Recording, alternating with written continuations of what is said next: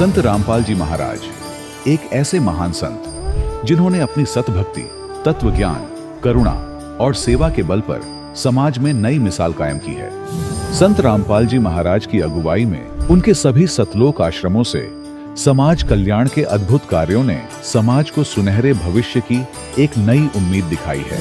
संत रामपाल जी महाराज से नाम दीक्षा लेने के बाद लाखों लोगों की लाइलाज बीमारियां जैसे कैंसर, एड्स आदि ठीक हुई।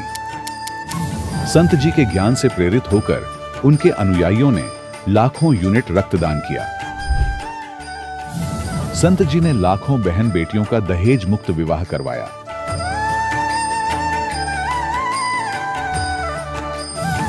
संत जी ने लाखों लोगों का नशा छुड़वाया, करोड़ों उजड़े परिवार बसे। संत जी के आश्रमों में समागम के दौरान निःशुल्क नेत्र चिकित्सा, दंत चिकित्सा प्रदान की जाती है। संत रामपाल जी महाराज द्वारा समय समय पर पर्यावरण संरक्षण के उद्देश्य से बड़े स्तर पर वृक्षारोपण किया जाता है। संत जी ने जरूरतमंदों को तत्काल राहत पहुंचाने के लिए एम्बुलेंस सेवा शुरू की। संत जी अपने अनुयायियों को देहदान के लिए प्रेरित करते हैं, जिससे मानवता की सेवा और चिकित्सा क्षेत्र में सुधार हो सके। संत रामपाल जी महाराज के सभी आश्रमों में हर रोज निःशुल्क भंडारा आयोजित किया जाता है, जहां हर वर्ग, हर जाति और हर धर्म के लोग एक साथ बैठकर भोजन करते हैं।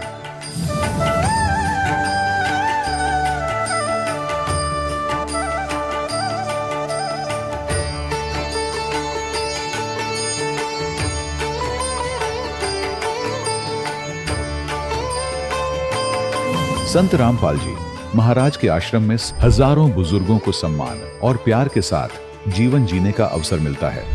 उनके खाने, रहने और स्वास्थ्य की पूरी जिम्मेदारी संत रामपाल जी महाराज उठाते हैं। अनाथ बच्चों के लिए संत रामपाल जी महाराज के सभी आश्रम किसी वरदान से कम नहीं। यहाँ उन्हें शिक्षा, संस्कार और भविष्य के लिए बेहतर अवसर प्रदान किए जाते हैं। चाहे बाढ़ हो, भूकंप या महामारी, संत रामपाल जी महाराज और उनके अनुयायी हमेशा ही जरूरतमंदों के लिए सबसे आगे खड़े रहते हैं। कोविड महामारी के दौरान संत रामपाल जी महाराज के आश्रमों से करोड़ों लोगों के लिए भोजन, दवाइयां और जीवन रक्षक सामग्रियां उपलब्ध कराई गई। चाहे गरीब की मदद हो या किसी शोषित और पीड़ित वर्ग के हक और सम्मान की लड़ाई, संत रामपाल जी महाराज ने हमेशा ही उनकी दबी आवाज को सरकारों तक पहुंचाया है और उन्हें उचित न्याय दिलवाने में अहम भूमिका अदा की है। समाज में आध्यात्मिक और सामाजिक मूल्यों के प्रति जागरूकता लाने में संत रामपाल जी महाराज हर कदम पर मानवता के सच्चे सेवक साबित हुए हैं। संत रामपाल जी महाराज का जीवन हमें सिखाता है कि सच्ची सेवा वही है जो निस्वार्थ भाव से की जाए। आइए हम भी इस महान सेवा के कार्य में इस महान संत से जुड़ें और संत रामपाल जी महाराज से नाम दीक्षा लेकर अपने जीवन को धन्य बनाएं।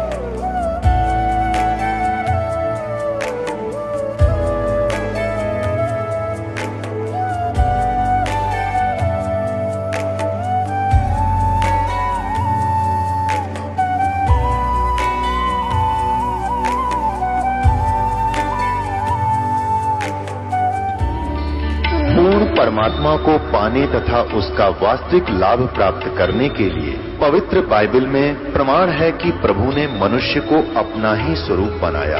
6 दिन में सृष्टि रचकर 7वें दिन विश्राम किया। कुरान शरीफ में प्रमाण है कि हजरत मोहम्मद को खुदा स्वयं कह रहे हैं कि मैंने तुम्हें उस परमात्मा की महिमा बताने के लिए भेजा है। वो परमात्मा कबीर है जिसने 6 दिन में सृष्टि रची तथा 7वें दिन तख्त पर जा विराजा। उसकी खबर किसी बाखबर से पूछकर तो देखो। कृपया अवश्य सुनिए जगत गुरु तत्वदर्शी संत रामपाल जी महाराज के अमृत वचन। नमस्कार दर्शकों, छत्तीसगढ़ के सरगुजा जिले की रहने वाली गीता जी ने अपनी जिंदगी में ऐसी भयंकर परिस्थितियों का सामना किया जो सुनने भर से रोंगटे खड़े कर देती हैं। गीता जी कई गंभीर बीमारियों से पीड़ित थीं। टीबी, शरीर में कीड़े पड़ना, खून की कमी और जख्मों में सड़न, ये सब उनके जीवन का हिस्सा था। उन्होंने अनेकों डॉक्टर को दिखाया, परंतु पूर्ण रूप से संतुष्टि नहीं मिली। इतना ही नहीं, उन्हें एक पागल कुत्ते ने भी काट लिया था, लेकिन वे बिना इलाज के ही ठीक हो गए। गीता जी का मानना है कि यह सब पूर्ण परमात्मा की सतभक्ति के कारण संभव हुआ। आज वह पूर्ण संत की शरण में हैं और उनकी सभी बीमारियां जड़ से समाप्त हो चुकी हैं। तो आइए सुनते हैं गीता प्रजापति जी की यह अनोखी और प्रेरणादायक कहानी उन्हीं की जुबानी। नमस्कार जी। सत साहब सर जी। क्या नाम है जी आपका? गीता प्रजापति। गीता जी, आप कहाँ से हैं? मैं ग्राम बेलदगी, जिला सरगुजा, छत्तीसगढ़ से हूँ सर जी। संत रामपाल जी महाराज जी से नाम उपदेश आपने कब लिया? मैं संत रामपाल जी महाराज से नाम दीक्षा 26/5/2016 में ली। संत रामपाल जी महाराज जी से नाम उपदेश लेने से पहले आप क्या भक्ति साधनाएं करती थीं? मैं संत रामपाल जी महाराज जी से नाम दीक्षा लेने से पहले मेरे पापा जो करते थे, बोलते हैं खूटा भगत में, मतलब जैसे कबीर परमेश्वर का ही भक्ति करते थे, लेकिन वहाँ शास्त्र अनुकूल भक्ति नहीं बताते थे, शास्त्र के विरुद्ध ज्ञान देते थे। और वहाँ पूजा पाठ, मतलब सभी देवी देवताओं का पूजा करने के लिए बोलते थे, मतलब मना नहीं करते थे वहाँ। और मतलब मेरे पापा भी करते थे उन्हीं का भक्ति, वहाँ भी सच साहेब बोलते थे। मतलब तो फिर क्या कारण बना कि आप संत रामपाल जी महाराज जी की शरण में आईं? मेरे को कृमिनाशक बीमारी था, मतलब पूरे शरीर में कृमि था, कीड़ा। जैसे मैं लैट्रिन करने बैठती थी तो उसमें बहुत ज़्यादा कीड़ा निकलता था और वो खुजली भी करता था, या फिर मैं कहीं लग जाती थी तो मेरे को चोट आते थे कहीं पर भी, तो उसमें तुरंत ही कीड़ा पड़ जाता था और कीड़ा निकलता था। फिर पापा बहुत ज़्यादा इलाज भी करवाए थे और दवाई भी दिए थे, लेकिन उससे ठीक नहीं हो रहा था। जगत गुरु तत्वदर्शी संत रामपाल जी महाराज का बुक मेरे बड़े वाले भैया है, वो पढ़े। इसके बाद मेरा वो कृमिनाशक वाला बीमारी था वो ठीक हो गया, एकदम जड़ से ख़त्म ही हो गया। और मैं पहले मीठा नहीं खाती थी। बरवाला धाम संत रामपाल जी महाराज के आश्रम से मेरा भाई नाम दीक्षा लेके आया। इसके बाद सुबह शाम दोपहर को मतलब उनका आरती चलने लगा घर में, तो वो एकदम से जड़ से ही ख़त्म से, मतलब मेरा बीमारी ठीक हो गया। और मैं सबसे मीठा भी खाती हूँ अनेकों प्रकार के, लेकिन मुझे फिर से दोबारा वो बीमारी नहीं हुआ है। इसके बाद 2014 में मुझे टीबी हुआ, मतलब मैं नाम दीक्षा नहीं ली थी, मतलब ब्लड जाता था थोड़ा थोड़ा स्टार्टिंग में। इसके बाद मेरा छोटा वाला भाई है और पापा बोले कि हम लोग भी नाम दीक्षा लेंगे। फिर वहाँ संत रामपाल जी महाराज के आश्रम में बरवाला गए। इसके बाद वहाँ से नाम दीक्षा लेके आए तो मेरा वो बीमारी था वो थोड़ा थोड़ा कम होने लगा। मैंने नाम दीक्षा नहीं ली थी उनसे। फिर घर में जब सत्संग आरतियाँ चलती थी तो मैं उसमें ध्यान नहीं देती थी, मतलब मैं उस टाइम इस ज्ञान से बिल्कुल अज्ञान थी, मेरे को ज्ञान नहीं था संत रामपाल जी महाराज का जो बताते हैं, सत्संग में बताते हैं और जो आरती सब में चलती है उसमें मैं ध्यान नहीं देती थी। इसके बाद पापा बोले 2016 में कि चलो बेटा तुम्हें भी नाम दीक्षा दिलवा देता हूँ। तो उस टाइम मुझे संत रामपाल जी महाराज का लॉकेट पहनने का बहुत ही ज़्यादा शौक़ था, जबकि मेरा बीमारी भी था और मुझे इंटरेस्ट नहीं था उस टाइम भक्ति में कि मैं भक्ति करूं। और मैं उस टाइम जानना भी नहीं चाहती थी कि संत रामपाल जी महाराज कौन हैं, कहाँ से और क्या बता रहे हैं। इसके बाद यहाँ नज़दीकी नामदान केंद्र अंबिकापुर में लाए मेरे को और वहाँ नाम उपदेश दिलवा दिए संत रामपाल जी महाराज से। जैसे कि आपने बताया कि आपके परिवार वालों ने संत रामपाल जी महाराज जी से नाम उपदेश लिया और आपको जो भयंकर बीमारी थी उससे आपको निजात मिला, तो और क्या लाभ मिले आपको संत रामपाल जी महाराज जी से जुड़ने के बाद? जी, मुझे संत रामपाल जी महाराज जी से नाम दीक्षा लेने के बाद बहुत ही ज़्यादा आर्थिक लाभ हुए हैं, जिनका अगर मैं बताना चाहूँ तो उनका शब्दों में बयान नहीं कर सकती। मतलब दीक्षा लेने के बाद जिस दिन मैं दीक्षा ली उसी दिन से मैं भक्ति छोड़ दी थी, क्योंकि मेरे को ज्ञान नहीं था और पापा के बोलने से मैं दीक्षा ले ली थी। लेकिन जब मेरे को ज्ञान नहीं था, मैं सत्संग ये सब से बहुत दूर थी, काल के जाल में फंस चुकी थी। काल मुझे भ्रमित करके रखा था। मैं डांस में ध्यान देती थी और गाना सब में, स्कूल में जाती थी, मतलब पार्टी वगैरह संग सहेली लोगों के साथ, बर्थडे पार्टी में जाती थी, बर्थडे मनाती थी। इसके बाद 18 में मुझे फिर वो टीबी बीमारी स्टार्ट हुआ, जबकि वो कंट्रोल नहीं हो रहा था। फिर मुझे टीबी के साथ साथ सिकलिंग का बीमारी भी स्टार्ट हुआ, लेकिन मुझे पता नहीं था कि मुझे सिकलिंग का बीमारी है। फिर मैंने उसी डॉक्टर को, जो गांव के नज़दीकी डॉक्टर हैं, उन्हीं को पापा बुलाए। फिर हॉस्पिटल लेके गए, यहाँ अंबिकापुर में प्रकाश हॉस्पिटल। तो वहाँ डॉक्टर लोग चेक किए। तो सबसे पहले तो ब्लड ग्रुप चेक किए, तो वहाँ बताए कि इसका ब्लड तो मतलब 6.9 है, लेकिन ये कैसे जी रही है। जबकि मुझे उस टाइम बल मतलब ताकत सब कुछ लगता था, मैं काम भी करती थी, सब कुछ करती थी घर का। मुझे पता ही नहीं था कि मतलब कमज़ोरी सा लग रहा था। मुझे कमज़ोरी बिल्कुल भी नहीं लग रहा था, क्योंकि घर में सत्संग वगैरह सुनते थे पापा लोग, तो उनका प्रभाव मुझ पे पड़ रहा था, जबकि मैं भक्ति छोड़ चुकी थी। इसके बाद लेके गए तो वहाँ ब्लड ग्रुप चेक करने के बाद बताए कि इसका ब्लड ग्रुप तो मतलब A+B- है और इसके शरीर में ब्लड 6.9 है, तो इसके शरीर में ब्लड चढ़वाना पड़ेगा। फिर मैं थोड़ा थोड़ा सत्संग देखने लगी, पापा लोग देखते थे उनके साथ साथ। इसके बाद फिर चेक करवाने गए। टीबी का बीमारी जो है मसल्स जैसे निकलता था, जिससे मैं उल्टियाँ करती थी। तो उल्टी के साथ जो जैसे मुर्गा को काटते हैं तो उसका मसल्स, जो मांसपेशी होता है, बड़ा बड़ा मसल्स होता है, वैसे मुंह से निकलने लगा। एक दिन मैं झाड़ू लगा रही थी तो पापा लोग बाहर थे। फिर मैं झाड़ू लगाते लगाते मेरे को थोड़ा सा खांसी आया, इसके साथ उल्टी हो गई ब्लड वाला।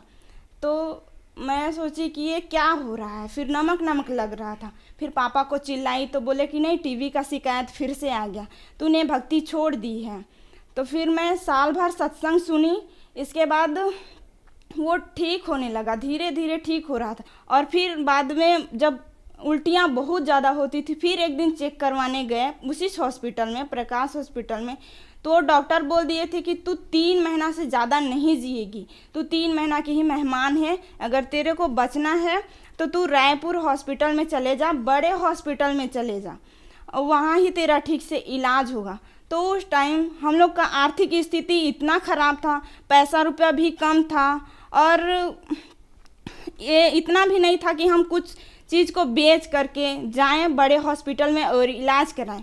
तो पापा बोले कि परमात्मा पर अटूट विश्वास रखो बेटा, विश्वास है तो सब कुछ है। इसके बाद मैं बोली ठीक है। तो धीरे धीरे उनके बोलने से ठीक हुआ।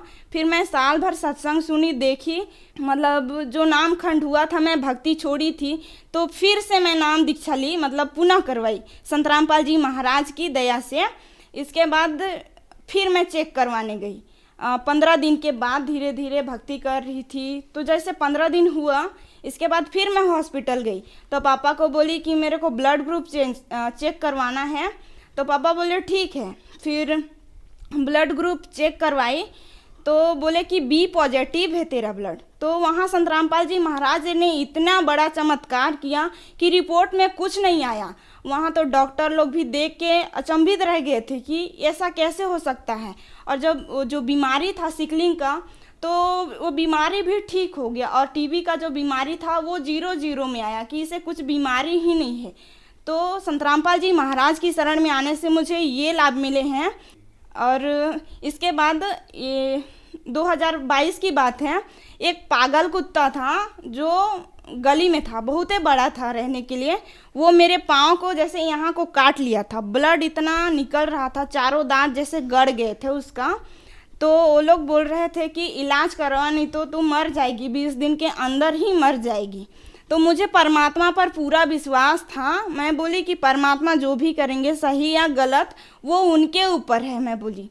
फिर ब्लड निकल ही रहा था। तो वहाँ जहाँ कुत्ता काटा था, वो लोग बोल रहे थे, जहाँ अगल बगल में जो लोग थे, वो बोले कि तुरंत ही एंटी रेबीज इंजेक्शन लगवा लेना, वो भी 7 डोज। तो मैं बोली लगवाने की ज़रूरत मुझे नहीं है, लगवाना है तो आप अपने कुत्ते को लगवाओ। फिर वो कुत्ता जो है वहाँ भौंक रहा था वैसे ही, फिर एक आदमी को और काट दिया। तो उसके सुबह दिन मैं नहीं गई साइड पे, फिर हॉस्पिटल आ गई, सरकारी हॉस्पिटल पे। तो वहाँ इंजेक्शन लगाए मेरे को, दोनों बाह में लगा। फिर बोले कि 7 डोज और लगेगा। तो जैसे ही मैं लगवा के घर आई तो मुझे अच्छा लगने लगा। और उसके सेकंड दिन जब मैं काम पर गई तो डॉग को मैं देखी तो उसका असर मुझ पे तो नहीं हुआ, लेकिन तीसरे दिन में वो डॉग मतलब एक बार चिल्ला के खुद ही मर गया। उसका आँख भी एकदम उधर पलट गया उसका जब जान गया। तो फिर मैं बोली तो ये परमात्मा की दया है, संत रामपाल जी महाराज का। तो उस दिन मुझे इतना बड़ा लाभ मिला कि परमात्मा की दया से मुझे नया जीवन दान मिला। उस दिन उनके शरण में आने के बाद मेरी सारी बीमारी ठीक हो गई, जैसे टीवी हो गया और कृमिनाशक हो गया और सिकलिंग का बीमारी भी ठीक हो गया।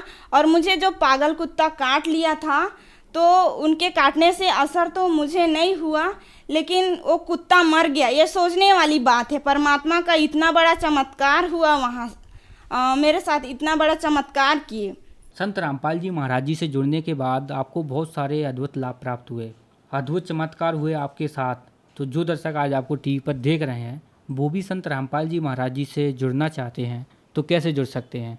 संत रामपाल जी महाराज का रोज़ शाम को 7:30 बजे से 8:30 बजे तक उनका एक प्रोग्राम आता है।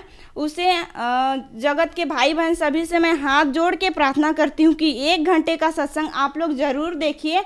और वहाँ सत्संग जब चलता रहता है तो उसके नीचे एक पीली पट्टी आती है, उसमें आश्रम का नंबर है, मतलब उसमें कांटेक्ट करके आप पूरा पता पूछ के और अपना नज़दीकी नामदान सेंटर में आके नाम दीक्षा ले और अपना आत्मा कल्याण करवाएं। पूरे विश्व में संत रामपाल जी महाराज ही एक ऐसे संत हैं जो कि सभी रिलीजन की हॉली बुक्स में से एक प्रमाणित ज्ञान बता रहे हैं और अपने से एक भी नहीं बता रहे हैं। जो उसमें लिखा है, जैसा लिखा है वैसा ही बता रहे हैं। सभी जगत की भाई बहन से मेरी हाथ जोड़ के प्रार्थना है कि आप भी जल्द से जल्द आएं और अपना नाम दीक्षा लें और अपना आत्मा कल्याण करवाएं। धन्यवाद जी। सत साहेब। दर्शकों, अभी आपने सुने संत रामपाल जी महाराज से दीक्षा प्राप्त करके सुखी हुए भक्त के अनुभव। अब देखिए जगत गुरु तत्वदर्शी संत रामपाल जी महाराज के मंगल प्रवचन। तो पुण्यात्मा, आप उन पुण्यकर्मी प्राणियों में से हो, उन best, good, better, best 3 quality होती है। आप उस बेस्ट क्वालिटी की पुण्यात्मा हो जो आपको ऐसे समय में मानव शरीर मिला, इस भक्ति काल में, मोक्ष काल के अंदर, मोक्ष समय है ये, मुक्त होने का ये गोल्डन चांस इसी समय होता है कलयुग के अंदर ही, और वो ये है बीचली पीढ़ी। और अब जिसको ये मानव शरीर प्राप्त है, आप बहुत ही पुण्यकर्मी प्राणी हो, आप युगों युगों से परमात्मा के चरणों में रहे हो, लेकिन आप गलती कर गए, यहां से निकल नहीं पाए। आपके पास इस भक्ति समय में की हुई भक्ति साधना की जो पूंजी थी, जो आपकी भक्ति धन था आपका, वो बहुत घना था, जिस कारण से आप न जाने कितने युगों तक फिर सिलप गए।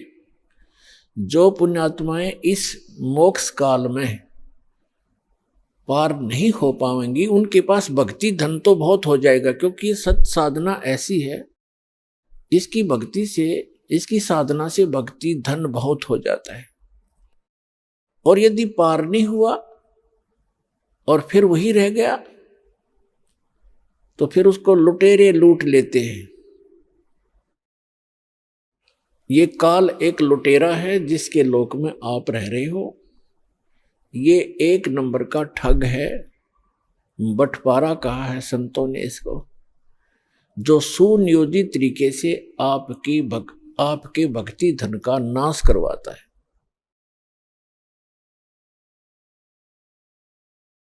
तो उससे बचने के लिए आप जी ने अब बड़ी सावधानी बरतनी है और सतलोक चलना है, अपना पीछा छुटवाना है।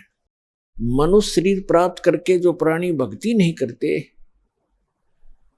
तो वो अपना जीवन नाश कर जाते हैं, और जो भक्ति करते भी हैं अंतिम श्वास तक सावधान नहीं रहते तो वो भी बने बनाए काम को बिगाड़ लेते हैं। भक्त को अंतिम श्वास तक साधना करनी पड़ेगी, मर्यादा में रहना पड़ेगा। जैसे खेल के खिलाड़ी होते हैं, वो जहां से स्टार्ट करते हैं, यानी कोई डिस्ट्रिक्ट स्तर से, जिला स्तर से खेलना शुरू करते हैं, वहां भी नियम वैसे ही है और वहां सफल होते हैं। फिर वो राज्य स्तर पर खेलते हैं, वहां भी वही नियम है और अंतिम गेम तक उन्होंने वैसे ही मर्यादा में रहकर ही सावधानी से खेलना पड़ता है, तभी वो सफल होते हैं। इसी प्रकार प्रत्येक सदग्रंथ में कहा है कि परमात्मा की भक्ति अंतिम श्वास तक करनी होती है। परमात्मा कहते हैं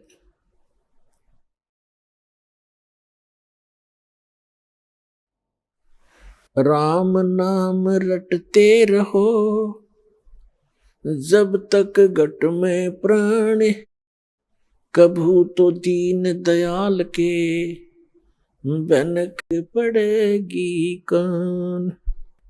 ये सूक्ष्म वेद की वाणी है जो परमात्मा अपने मुख कमल से स्वयं ही आकर के बोला करते हैं यथार्थ ज्ञान। इसी का समर्थन दिया है यजुर्वेद अध्याय नंबर 40 के मंत्र नंबर 15 ने। उसमें कहा है कि वायु अनिलम अथ इदम भस्मांतम शरीरम, ओम कर्तो समर, किलबे समर और कर्तुम समर।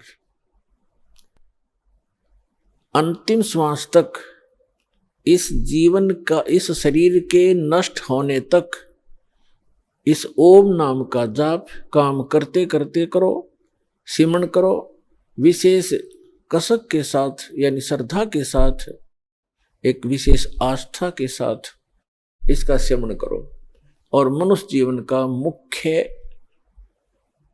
कार्य समझकर इसका सिमरण करो। तब आप शरीर छोड़कर जाओगे तब तक इसका सिमरण करते रहोगे। इस ओम नाम से जितना भी अमरत्व आपको प्राप्त होगा वो इस मंत्र से हो जाएगा। फिर ये तो है ब्रह्म तक की साधना। अब चाहे आप ब्रह्म की साधना करो और चाहे आप किसी परब्रह्म की साधना करो या परम अक्षर ब्रह्म की साधना करो, उनके लिए एक जैसे ही नियम होते हैं। श्रीमद् भगवद गीता में लिखा है 8वें अध्याय के 13वें श्लोक में गीता ज्ञानदाता कहता है कि मेरा सुमरण जो है, मेरी भक्ति, ओम इति एकाक्षरम ब्रह्म व्यवहारण माम अनुसमरण यह परियाति तजन देहम सयाति परमाम गतिम। मुझ ब्रह्म का केवल एक अक्षर ओम मंत्र है और कोई नहीं, नथिंग एल्स। इति बस यही फाइनल है। और जो इस ये परियाति तजनदेहम शरीर छोड़ते तक इसका सिमरण करता हुआ, उच्चारण करके सिमरण करता हुआ जो शरीर छोड़कर जाता है, सयाति परमाम गतिम, वह ओम से मिलने वाली परम गति प्राप्त करता है। ओम किसका मंत्र है? ब्रह्म का। और ओम से कौन सा स्थान प्राप्त होता है? ब्रह्मलोक। देवी भागवत के अंदर 7वें स्कंद में गीता प्रेस गोरखपुर से प्रकाशित सचित्र मोटा टाइप केवल हिंदी के पृष्ठ नंबर 562 और 563 पर स्पष्ट किया है। देवी हिमालय जी को कह रही हैं कि सभी पूजाएं त्याग दे, अन्य किसी देव में आस्था मत कर राजन, केवल एक ब्रह्म की साधना कर, ओम उसका नाम जाप है, ओम का सिमरण कर और ब्रह्म पाने का उद्देश्य कर, इससे तेरा कल्याण हो जाएगा। तू ब्रह्म लोक में चला जाए, उसको प्राप्त हो जाएगा ब्रह्म को, और वो ब्रह्म, वह ब्रह्म ब्रह्मलोक रूपी दिव्य आकाश में रहता है, यानी वो ब्रह्मलोक में रहता है।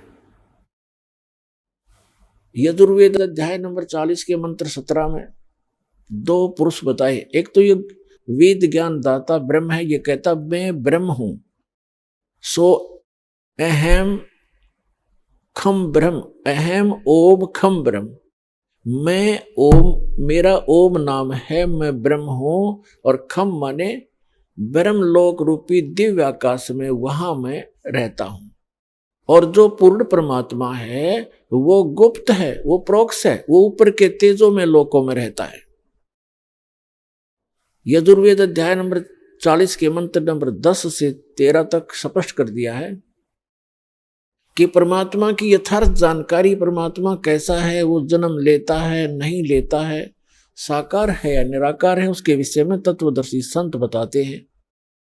धीराणाम, उनसे सुनो, तत्वदर्शी संत वो बताएंगे वास्तविक ज्ञान, उनसे सुनो, और विद्वान और अविद्वान की पहचान भी वो संत बताएंगे।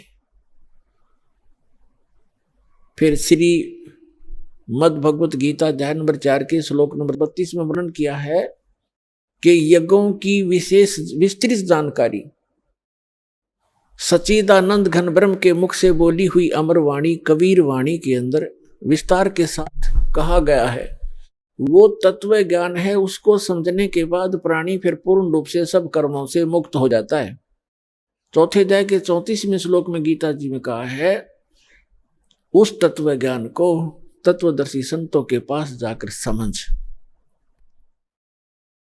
वो तत्वदर्शी संत तुझे उस तत्व ज्ञान का उपदेश करेंगे। इसे सिद्ध है कि गीता ज्ञान दाता तो उस परम अक्षर ब्रह्म की, उस सच्चिदानंद घन ब्रह्म की जानकारी भी नहीं रखता, उसके पाने की विधि उसके पास नहीं है। उसके लिए परमेश्वर स्वयं आते हैं, अपना अमृत ज्ञान आपके लिए यहाँ भरकर चले जाते हैं अपनी अमृत वाणी में, फिर अपने गवाह बनाते हैं प्रत्येक युग में।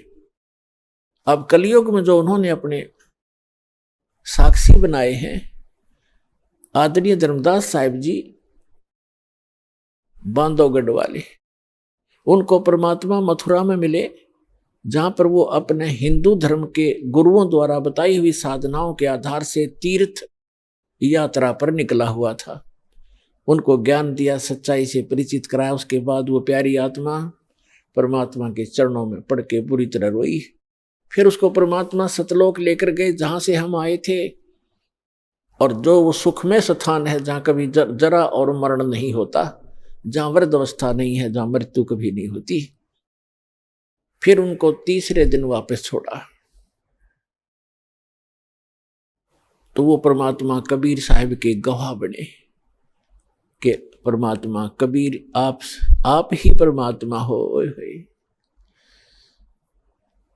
क्या बताया है कि आज मोहि दर्शन दियो जी कबीर, आज मोहि दर्शन दियो जी कबीर, अमर लोक से चलकर आए काटन इस काल की जंजीर। अमर लोक से चलकर आए आप सीधे सहसरी जाते हैं। तो पुण्यात्मा उसके पश्चात उन्होंने अपने गवाह बनाए आदरणीय स्वामी रामानंद जी काशी वाले, उनको सचखंड लेकर गए।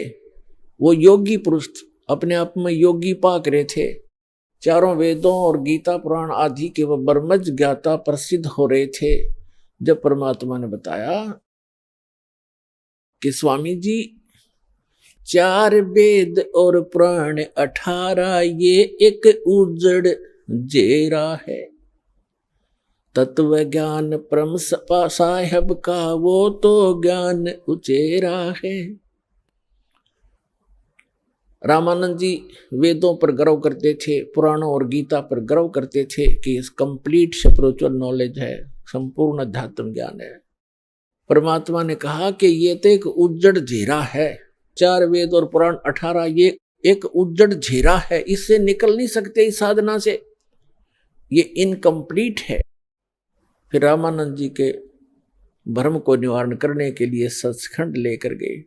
वहां देखा अपना वास्तविक स्थान और परमात्मा बैठे सिंहासन पर, राजा के समान, सिर पर मुकुट, सफेद छत्र और राजा की तरह अनंत कोट ब्रह्मांड के संचालक के सिंहासन पर विराजमान प्रभु को देखा उस 5 वर्ष के बालक के रूप में, और फिर अपना वास्तविक रूप बनाया, फिर बालक रूप धारण किया, फिर उस महापुरुष को वापस छोड़ दिया।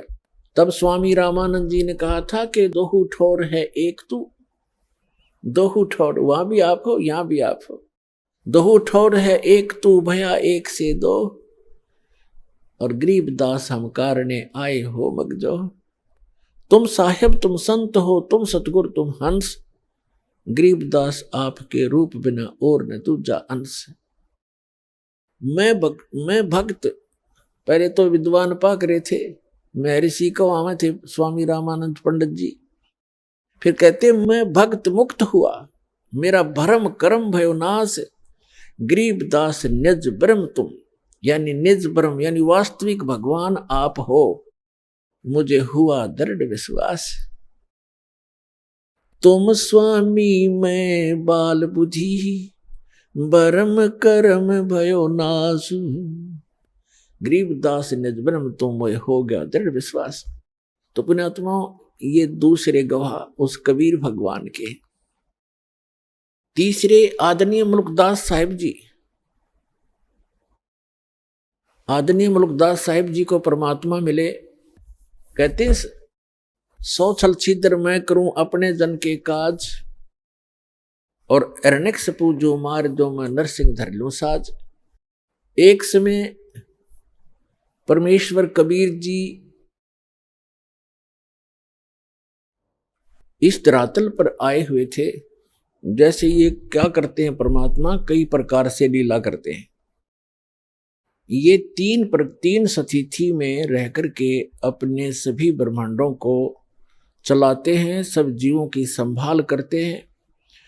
एक सतिथि में ये सतलोक में रहते हैं अपने ओरिजिनल, अपने ही अन्य रूप में, और दूसरी सतिथि में वो क्या करते हैं, प्रत्येक युग में एक बालक रूप धारण करके और किसी सरोवर में कमल के फूल के ऊपर आकर विराजमान होते हैं, जिस कारण से वो नारायण कहलाते हैं। नार माने जल, आयन माने उस पर आकर निवास करने वाला, इसलिए सत्यनारायण कहलाते हैं। सत्यनारायण माने अविनाशी परमात्मा। धीरे धीरे बड़े होते हैं, उनको निसंतान दंपत्ति उठा ले जाते हैं, वहां लीला में तरीके से बालक की तरह बिल्कुल एक जनसाधारण की भूमिका करते हैं।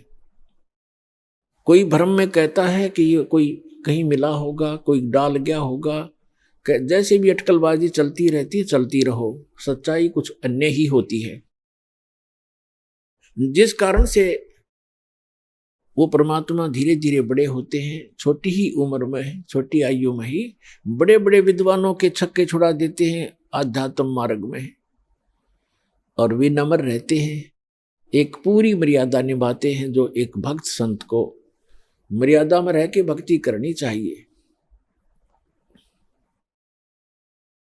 तो वो परमात्मा तीसरी सतिथि में वो क्या करते हैं, जब चाहे कहीं भी प्रकट हो जाते हैं और अपनी अच्छी आत्माओं को मिलते हैं, एक जिंदा महात्मा के रूप में, एक साधु संत के रूप में आते हैं। तो कलयुग में जिन भी महापुरुषों को वो तीसरी सतिथि में मिले हैं, उनमें से आदरणीय धर्मदास साहिब जी, आदरणीय मुल्कदास साहिब जी, आदरणीय नानक साहिब जी, आदरणीय दादू साहिब जी, आदरणीय गरीबदास साहिब जी, गांव छुडानी, जिला झज्जर वाले, आदरणीय घीसा दास जी, गांव खेखड़ा, जिला मेरठ, उत्तर प्रदेश वाले। तो इन महापुरुषों को वो परमात्मा जिंदा महात्मा के रूप में मिले हैं। और ये तीसरी प्रकार की सतिथि है। इन सभी महापुरुषों को परमात्मा सचखंड लेकर गए, फिर उनको वापस छोड़ा। तो इन्होंने अब मुल्कदास जी को कैसे मिले? तो वो परमात्मा जो तीसरी प्रकार की स्थिति में कभी भी आकर कहीं कुछ समय रह जाते थे।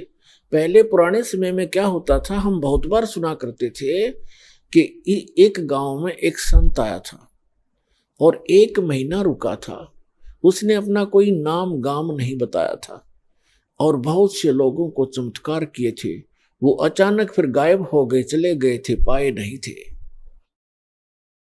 तो ऐसे वो परमात्मा आए हुए थे और मलुकराम नाम था उनका, चौधरी मलुकराम अरोड़ा। एक अच्छे किसान थे, बड़े खेतीहर थे, वो अरोड़ा जाति में थे और गांव के नंबरदार थे। गांव में उनकी बहुत अच्छी खासी जो महिमा थी। परमात्मा के लिए विशेषकर गरीब व्यक्ति ही ज्यादा प्रयत्न किया करते हैं। और परमात्मा कहते हैं कि ऊंचे कुल में भक्ति ना होवे, नीचा ही कुल दीजे। और ऊंचे कुल में दुर्योधन रावण और नीचे कुल में गणका, और गणका भिलनी पार उतरगी, गर्व करियो ना धन का। तो गरीब जो होगा या कोई दुख किसी को होगा, वो उसके लिए वरदान होता है, परमात्मा के लिए तड़पते रहते हैं और उस तरफ में वो कहीं ना कहीं परमात्मा उन पर दया कर ही देते हैं। और जो अमीर या अच्छे अधिकारी होते हैं, वो कोई विशेष आत्मा ही होती हैं जो भगवान से जल्दी जुड़ते हैं। अपनी परंपरागत साधनाएं तो वो कितने ही करते रहे क्योंकि उनमें प्रेरणा पिछड़ी है, लेकिन विशेष पुण्यात्माएं जो होती है वो ही सुख में भगवान की शरण में आती हैं क्योंकि उनके पिछले संस्कार ज्यादा अच्छे होते हैं। तो गरीब व्यक्तियों के घर में परमात्मा एक गांव में गए, उनके शिष्य थे, जब वो तीसरी स्थिति में साधु संत रूप में प्रकट थे। तो भक्त परमात्मा जब गुरुजी आते हैं, गुरुजी के सत्कार में समर्पित हो जाते हैं। परमेश्वर एक के घर सत्संग करने गए, अगले दिन शाम ने दूसरे ने प्रार्थना की, भगवान कल हमारे घर करना। सत्संग भी करते थे, वहाँ उनका भोजन पाते थे। तो सब ने चेष्टा हुई, सबके अंदर प्रेरणा बनी कि हमारे घर भी गुरु जी आए, हम भी सेवा करें अपने गुरुदेव की। इस प्रकार परमात्मा ने पहले दिन एक के घर सत्संग किया, वहाँ भोजन प्राप्त किया। अगले दिन दूसरे तीसरे दिन तीसरे के। तो भक्त जब गुरुजी जाते हैं तो अच्छा भोजन बनाते हैं, अच्छा हलवा देसी घी का लगावें, वो डालें, उसके अंदर पानी महक जा पड़ोसियों तक। और परमात्मा के इस यथार्थ ज्ञान का विरोध शुरू से ही रहा है।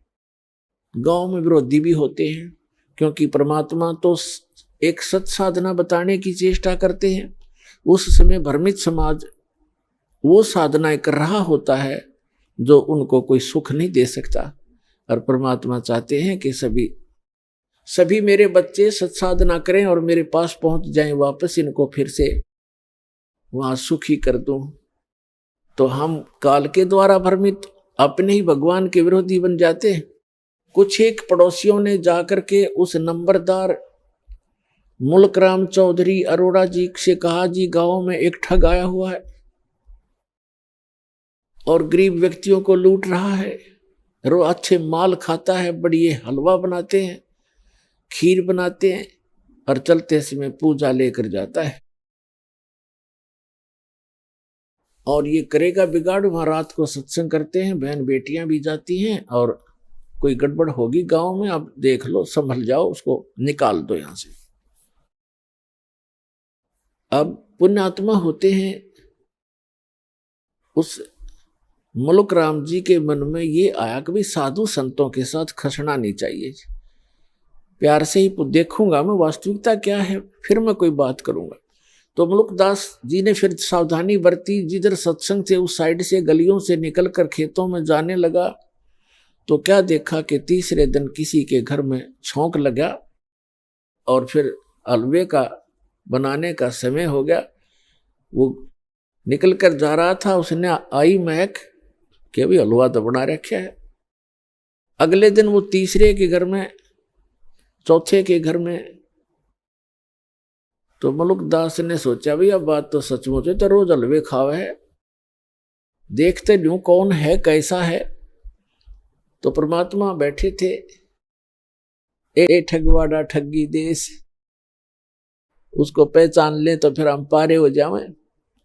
हम पहचान ही नहीं पाते उस परम पिता को, हम अपनी अटकलों से उसकी डेफिनेशन बनाए बैठे हैं। अब मुलुकदास ने जाकर देखा एक सिंपल सा आदमी बैठा है, दाढ़ी मूछ बड़ी हुई है, सफेद से कपड़े पहना है, गले में माला डाली है जैसे एक साधु संत सादिक है। मुलुकदास ने कहा कि ए भक्त, आप ये क्या कर रहे हो? आज तीसरा दिन हो गया मुझे देखते, अच्छे हलवे खाते हो, खीर खाते हो, आप अपना काम करके क्यों नहीं खाते हो? अपनी मेहनत करा करो, मजदूरी करनी चाहिए। अब जैसा भी वो नेक आत्मा था, अपने हिसाब से उसने खूब औपचारिकता से बात तो कई सारी उल्टी पर कही औपचारिकता से। तब परमात्मा ने कहा देखो भक्त, देखो चौधरी साहब, मुझे तो भगवान बगैर किए ही दे रहा है, खूब खीर खाता हूँ, हलवे खाता हूँ, परमात्मा के गुण गाता हूँ। यदि सभी लोग, सभी संसार भगवान की भक्ति करे जैसे मैं कर रहा हूँ तो सभी को हलवे रोज ही मिल जाए। आप भी प्राप्त कर सकते हो खीर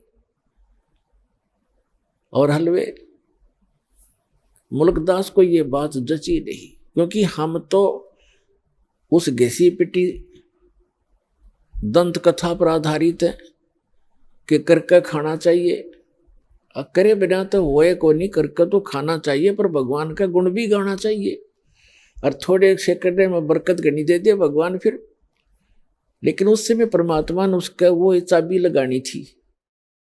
तो वो कहने लगा कि क्या तेरा भगवान मुझे खिला देगा बैठे को? परमात्मा बोले कि आप विश्वास करोगे तो अवश्य खिला देगा।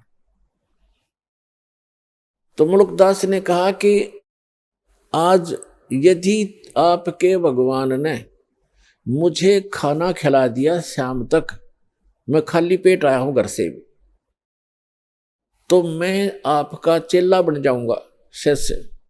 और यदि आपके भगवान ने आज शाम तक मुझे बगैर कुछ किए खाना नहीं खिलाया तो तुझे मैं अपने खेतों में मजदूर बनाऊंगा। है मंजूर? कबीर साहब बोले मंजूर है मुझे। ठीक है। अब चौधरी साहब चले गए। पहले बड़े वन होते थे, जंगल होते थे, गांव के खेतों से भी थोड़ी दूरी पर जंगल होते थे, चारों तरफ वन। अपने खेतों के दूसरी साइड में चले गए जहां पर कोई देखे नहीं, और जंगल में जाकर एक वृक्ष के ऊपर चढ़ गए, ऊपर जाकर बैठ गया। अब ठीक है, दोपहर के 10-11 बजे सी वहां गडरिए आगे, ये भेड़ बकरी चराने वाले, वो कुछ गाय भी साथ में रखते हैं, गौवें भी। उनका कोई त्योहार था। उन्होंने अपने एक साथी से कहा कि आप यहाँ खीर बना लो। वहीं पर एक कुआं था छोटा सा, ये कुआं है यहाँ पर, इसमें से जल ले और यहाँ खीर बना लो इस वृक्ष के नीचे, उसी वृक्ष के नीचे जिसपे वो चौधरी साहब बैठे थे। और हम जा रहे हैं, पशुओं को चरा लेंगे, फिर हम आ जाएंगे 1-2 घंटे में, 12 बजे से। तो वो कहने लगा ठीक है। उसने खीर चढ़ा दी और खीर बनने को हुई, बनी तैयार हुई, तो उसी समय उसने क्या देखा कि बहुत दूरी पर कुछ घोड़ों के ऊपर व्यक्ति डाकू आ रहे हैं। डाकू लोग घोड़ों पर चलते थे, उनको खूब पता था जंगल में पशु चराने वालों को कि ऐसी स्थिति में डाकू लोग आते हैं। वो व्यक्ति तो भाग गया, खीर बनती छोड़ गए अपने साथियों के पास, वो दूर चले गए और आगे को। अब वो आकर देखा, उन्होंने कुआं था वहीं पर, डाकुओं ने पानी पीना चाहा कि रुको पानी पिएंगे, कुआं है। वो पानी पीने के लिए नीचे उतरे, घोड़े वहां खड़े कर दिए। तो देखा, एक ने कहा जी ये तो खीर भी है, यहाँ पर कुछ बन रहा है। उखाड़ कर ढक्कन उठाकर देखा तो खीर बन रही है। तो डाकू कहने लगे भाई अपने उस्ताद से कि उस्ताद भूख लग रही है, लगा ला 2-2 हाथ। उनमें से एक कहने लगा जी ऐसा ना हो कोई इसमें कोई डाल गया हो हमें धोखा देने के लिए, पहले इसको टेस्ट कर ले, किसी पशु पक्षी को खिला लेते हैं। उनमें से तीसरे ने कहा कि बनाने वाला यहीं छुपा होगा, कहीं भाग कहाँ गया होगा, देखो हमसे डर से छुप गया। वो इधर उधर देखने लगे। एक ने ऊपर देखा कि ये बैठा ऊपर, उससे कहा भाई नीचे आ जा तू। वो कहने लगा ना आऊं, नीचे ना उतरूं मैं। क्यों नहीं आवा नीचे? नीचे आना तेरे मारेंगे गोली। उसने 5 सेकंड में नीचे आ लिया। नीचे आया तो कहन उसके वो ढक्कन के ऊपर खीर डाल दी अच्छी खूब और कहा इसको खा। वो नौका कति नहीं खाऊं। अब मुल्कदास खावे नहीं, मना करे कि मेरी तो बात बिगड़ेगी आज। वो इसलिए नहीं खावा कि मैं झूठा पड़ूंगा और चेला बनना पड़ेगा। तो उनको पक्का यकीन हो गया डाकुओं के कि इसने जरूर कुछ ना कुछ मिला रखा है, इसलिए नहीं खाता। उसका 2 मारे दड़ाक, अच्छी मारी लात, अखा बैठ के उसने फटाफट किलो पक्की खा गया। भूख तो लगी रही थी। और खाने के बाद जब उसको काट बैठ आध घंटे, अगर मरेगा तो मर लेगा यूं। आध पौन घंटा इंतजार करके उसका कुछ नहीं हुआ। फिर उसने साची बताई जी ऐसे ऐसे बात है, मैं तो इसलिए मना करूं था, मेरी एक शर्त लाग रही थी। तो बोले भाग जा, जाता रहा तो यहां से। वो चला गया। अब वो भाग लिया। अब उसने जिस समय वो कहा कि हम डाकू हैं या तो खा लेना तेरा बकल तार देंगे, तो उसको ये पता लगा तो डाकू हैं, तो अंदर से प्रार्थना की है गुरुजी मुझे बचा ले, मेरी जीवन रक्षा कर दे, मैं आपका चेला बनूंगा। एक तो जान बचाई और खीर खिलाई। अब वो सीधा पहुंचा गुरुदेव के पास, परमेश्वर के पास। वो तो जानी जान थे, सारी लीला वही करते हैं, 100 छलछीदर मैं करूं अपने जन के काज। अब जो ही मलुकदास चौधरी आया, परमात्मा बैठे आसन पर नीचे लगा रखा। परमात्मा ने पूछा क्यों चौधरी साहब, भगवान ने करी कुछ सेवा तेरी? ने बोला जी तेरा भगवान तो मर मर खीर खिलावा है, आपका परमात्मा तो मर मर खीर खिलाता है और मेरी जान बचा दी दाता आपने ना। उनका केज लगे 1 मिनट में कर दो काम मेरा। आपको मैंने याद किया, सारी कथा बताई। परमात्मा बोले बेटा यह भी आपके ऊपर एक रहम किया है परमेश्वर ने कि जिस कारण से आपको एक अनमोल रतन और मिलेगा। खीर तो खिलाई सो खिलाई, ये धन मिल गया। फिर उसको क्योंकि विश्वास जल्दी नहीं होता, अब तो परमात्मा ने ऐसा ज्ञान दे दिया बच्चों, बालक बालक भी समझ सकते हैं, कबीर इज गॉड, ऐसे प्रमाण दास आपको दे देगा। तो इस समय के लिए वो प्रमाण बनाने थे परमात्मा ने। उन बच्चों को अपने को शरण में भी लेना था, उनका भी जन्म मरण का दीर्घ रोग मिटाना था। तो मुल्कदास जी को सचखंड देकर गए, फिर उनको वापस छोड़ा। उसके बाद मुल्कदास जी कहते हैं जपोरे मन साहेब नाम कबीर, जपोरे मन परमेश्वर नाम कबीर। एक समय गुरु बंसी बजाई कालंदरी के तीर, एक समय गुरु बंसी बजाई कालंदरी के तीर। सुर नर मुनि जन थकत बहे वहां, रुक गया दरिया नीर। जपरे मन परमेश्वर नाम कबीर। 2 दिन का झगड़ा छिड़ गया, तिनक न धरते धीर। दोनों दीन का झगड़ा छिड़ गया, कोई न धरता धीर। कोई गड्ढे कोई अग्न जलावे, ढूंढा ना पायो शरीर। जपोरे मन परमेश्वर नाम कबीर। अमरलोक से सतगुरु आए, काटन यमक जंजीर। अमरलोक से सतगुरु आए, काटन काल की जंजीर। दास मलूक सलूक कहत है, खोजो खसम कबीर। जपरे मन परमेश्वर नाम कबीर। जपरे मन साहेब नाम कबीर। अमलुकदास जी फिर ये कहते हैं कि जपो रे मन, उस परमेश्वर नाम कबीर का नाम जपो, उस परमात्मा ने जो मंत्र दिया उसका जाप करो। एक समय गुरु बंसी बजाई कालंदरी के तीर। कालंदरी कहते हैं यमुना को। एक समय परमात्मा मथुरा में गए।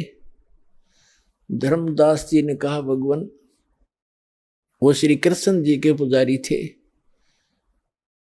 धर्मदास जी ने कहा भगवान, श्री कृष्ण भगवान थे, यहाँ गव्वें चराया करते थे और ऐसे ऐसे बहुत सी, और जमुना के अंदर नहाया करते थे। वो ऐसी बंसुरी बजाते थे, गव्वें भी खींची आ जाती थी, ग्वाल बाल भी उसको उनके मुख की तरफ देखते रह जाते थे। तो परमात्मा ने कहा ठीक है बच्चा, क्या बंसुरी बजाने से और गव्वे और ग्वाल बालों के खींचे आने से ही भगवान सिद्ध होता है? नहीं नहीं, वो तो भगवान थे, वो तो भगवान थे, लाला जी था ना। अब परमात्मा ने सोचा भी इस भोले भगत को कैसे समझाऊं, कौन से तरीके अपनाऊं, क्योंकि प्रमाण बिना जीव बहुत देर से मानता है। तो परमात्मा ने कहा भी, वो जमुना कहा कि जी इधर थोड़ी सी दूरी पर है, वहां चलते हैं। अब परमात्मा ने ऐसे हाथ किया, एक बंसुरी आ गई अपने आप, ये बंसुरी बजाते हैं। और परमात्मा ने जब सुर भरा बंसुरी का, पूरे ब्रह्मांडों में गूंज गई। ऊपर से देवता लोग आकर भी चारों तरफ आकाश में सामने सुनने के लिए अपने अपने वाहनों पर खड़े हो गए।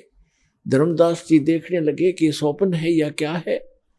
फिर क्या देखते हैं कि जमुना नदी का जो जल बह रहा था प्रवाह, वो भी रुक गया उस मालिक की, उस बंसुरी की धुन सुनने के लिए। धर्मदास हक्का बक्का रह गया और चरणों में गिर गया। तो पुण्यात्मा मुल्कदास जी उस चीज का वर्णन करते हैं। एक समय गुरु बंसी बजाई कालंदरी को तीर। सुर नर मुनि जन थकत बहे वो, रुक गया दरिया नीर। जपरे मन समरथ नाम कबीर। फिर बताते हैं कि दोनों दीन का झगड़ा छिड़ गया और तनिक न धरते धीर। कोई गड्ढे कोई अग्न जलावे और ढूंढा ना पाया शरीर।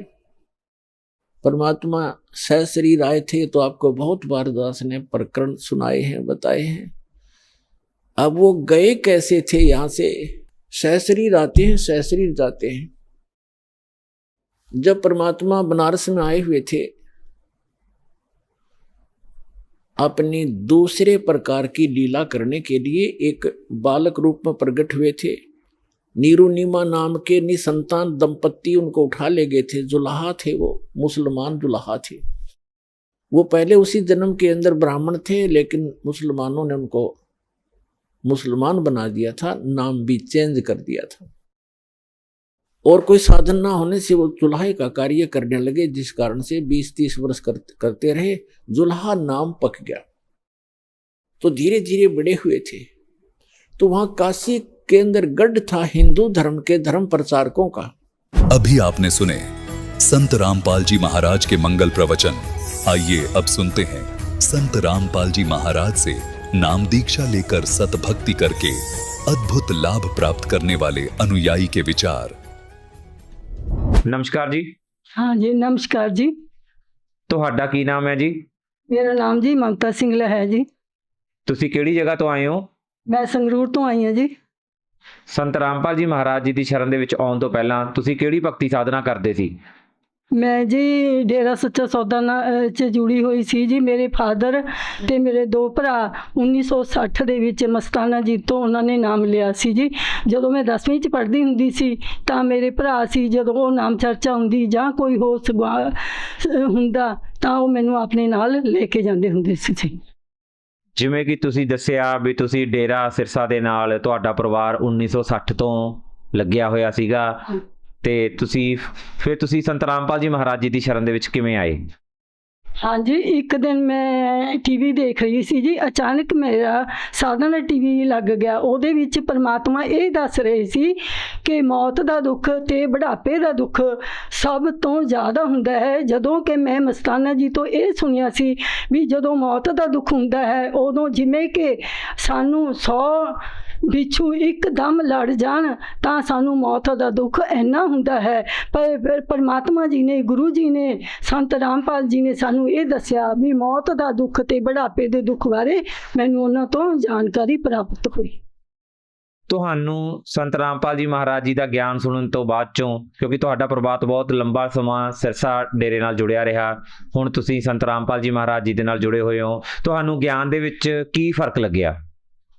ਗਿਆਨ ਦੇ ਵਿੱਚ ਜੀ ਉਹਨਾਂ ਦਾ ਜ਼ਮੀਨ ਤੇ ਅਸਮਾਨ ਵਿੱਚ ਫਰਕ ਹੈ। ਜੋ ਗੁਰੂ ਜੀ ਗਿਆਨ ਦੱਸਦੇ ਹਨ ਉਹ ਵੇਦਾਂ, ਸ਼ਾਸਤਰਾਂ, ਗੀਤਾ ਦੇ ਅਨੁਸਾਰ ਸਾਨੂੰ ਪੜ੍ਹ ਕੇ ਸੁਣਾਉਂਦੇ ਹਨ, ਜੋ ਕਿ ਸਾਡੀ ਸਮਝ ਵਿੱਚ ਨਾਲ ਦੀ ਨਾਲ ਸਮਝ ਆ ਜਾਂਦਾ। ਜੋ ਉਹ ਗਿਆਨ ਦੱਸਦੇ ਹਨ ਉਹ ਬਿਨਾਂ ਪ੍ਰੂਫ ਤੋਂ ਗਿਆਨ ਦੱਸਦੇ ਹਨ ਜੀ। ਸੰਤ ਰਾਮਪਾਲ ਜੀ ਮਹਾਰਾਜ ਜੀ ਦੀ ਸ਼ਰਨ ਦੇ ਵਿੱਚ ਆਉਣ ਤੋਂ ਬਾਅਦ 'ਚੋਂ ਤੁਹਾਨੂੰ ਕੀ ਲਾਭ ਪ੍ਰਾਪਤ ਹੋਏ?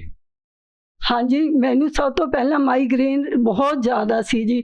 ਮੇਰੀ ਉਹਦੇ ਨਾਲ ਅੱਖ ਵਿੱਚ ਵੀ ਦਰਦ ਹੁੰਦਾ ਸੀ ਤੇ ਫਿਰ ਮੇਰੇ ਇੱਕ ਵਾਰੀ ਮੈਂ ਸਲਿੱਪ ਹੋ ਗਈ ਸੀ, ਉਹਦੇ ਨਾਲ ਮੇਰਾ ਇੱਕ ਚੂਲੇ ਵਿੱਚ ਦਰਦ ਹੁੰਦਾ ਸੀ, ਜੋ ਕਿ ਮੇਰੇ ਗੁਰੂ ਜੀ ਤੋਂ ਨਾਮ ਲੈਣ ਤੋਂ ਬਾਅਦ ਬਿਲਕੁਲ ਠੀਕ ਹੋ ਗਿਆ। ਉਹ ਕਦੇ ਹੋਇਆ ਹੀ ਨਹੀਂ ਅੱਜ ਤੱਕ। ਇਸ ਤੋਂ ਇਲਾਵਾ ਤੁਹਾਨੂੰ ਹੋਰ ਕੀ ਲਾਭ ਪ੍ਰਾਪਤ ਹੋਏ? ਹਾਂਜੀ, ਹੋਰ ਇੱਕ ਮੇਰਾ ਘਰ ਵਾਲਾ ਵੀ ਸ਼ਰਾਬ ਪੀਂਦਾ ਹੁੰਦਾ ਸੀਗਾ। ਉਹ ਤੇ ਉਹਨੇ ਤਾਂ ਨਾਮ ਨਹੀਂ ਲਿਆ ਸੀ, ਮੇਰੇ ਬੇਟੇ ਨੇ ਤੇ ਮੈਂ ਦੋਨਾਂ ਨੇ ਨਾਮ ਲਿਆ ਸੀ ਤੇ ਸਾਨੂੰ ਉਦੋਂ ਬਾਅਦ ਆਰਥਿਕ ਤੰਗੀ ਬਿਲਕੁਲ ਵੀ ਨਹੀਂ ਹੋਈ ਜੀ, ਜੋ ਕਿ ਅੱਜ ਗੁਰੂ ਜੀ ਦੇ ਨਾਮ ਲੈਣ ਤੋਂ ਬਾਅਦ ਮੈਂ ਬਹੁਤ ਸੁਖੀ ਹਾਂ। ਭਗਤ ਸਮਾਜ ਨੂੰ ਕੀ ਸੰਦੇਸ਼ ਦੇਣਾ ਚਾਹੁੰਦੇ ਹੋ? ਪੂਰਨ ਪਰਮਾਤਮਾ ਗੁਰੂ ਰਾਮਪਾਲ ਦਾਸ ਜੀ ਆਏ ਹੋਏ ਹਨ ਇਸ ਧਰਤੀ ਦੇ ਉੱਤੇ। ਉਹਨਾਂ ਤੋਂ ਨਾਮ ਲਵੋ ਤੇ ਆਪਦਾ ਮੋਕਸ਼ ਮੁਕਤੀ ਕਰਾਵੋ ਜੀ। ਸੰਤ ਰਾਮਪਾਲ ਜੀ ਮਹਾਰਾਜ ਜੀ ਤੋਂ ਨਾਮ ਉਪਦੇਸ਼ ਕਿਵੇਂ ਲਿਆ ਜਾ ਸਕਦਾ ਹੈ? ਟੀਵੀ ਉੱਤੇ ਚੈਨਲ ਆਉਂਦਾ ਹੈ, ਉਹਦੇ ਉੱਤੇ ਨੰਬਰ ਆਉਂਦੇ ਹਨ, ਉਹਦੇ ਉੱਤੋਂ ਦੇਖ ਕੇ ਵੀ ਆ ਸਕਦੇ ਹੋ ਤੇ YouTube ਤੇ ਵੀ ਨੰਬਰ ਆਉਂਦੇ ਹਨ, ਤੁਸੀਂ ਉਹਦੇ ਰਾਹੀਂ ਵੀ ਪਰਮਾਤਮਾ ਨਾਲ ਜੁੜ ਸਕਦੇ ਹੋ। ਬਹੁਤ ਬਹੁਤ ਧੰਨਵਾਦ ਜੀ। ਥੈਂਕ ਯੂ ਜੀ।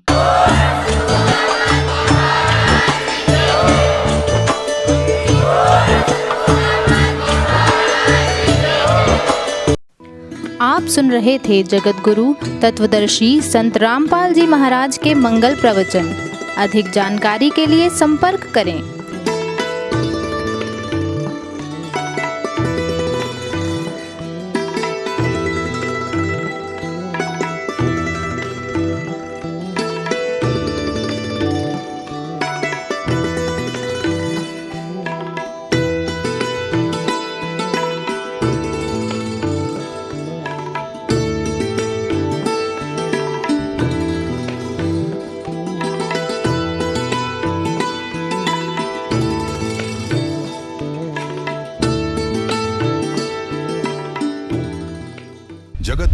तत्वदर्शी संत रामपाल जी महाराज जी के पावन सानिध्य में भक्ति की अलख जगाने तथा श्रद्धालुओं को सत्य भक्ति मार्ग का रास्ता दिखाने हेतु कनाडा के लोकप्रिय channel the TV NRI channel पर जगत गुरु तत्वदर्शी संत रामपाल जी महाराज जी के मंगल प्रवचनों का प्रसारण प्रतिदिन सुबह 7:30 बजे से 8:30 बजे तक तथा रात्रि 7:30 बजे से 8:30 बजे तक किया जा रहा है। इस सत्य भक्ति मार्ग को अपनाने के लिए अधिक से अधिक सत्संग प्रसारण देखें। इस सत्संग प्रवचन का सीधा प्रसारण संत रामपाल जी महाराज लाइव सत्संग YouTube चैनल और जगत गुरु संत रामपाल जी महाराज Facebook पेज पर भी देख सकते हैं।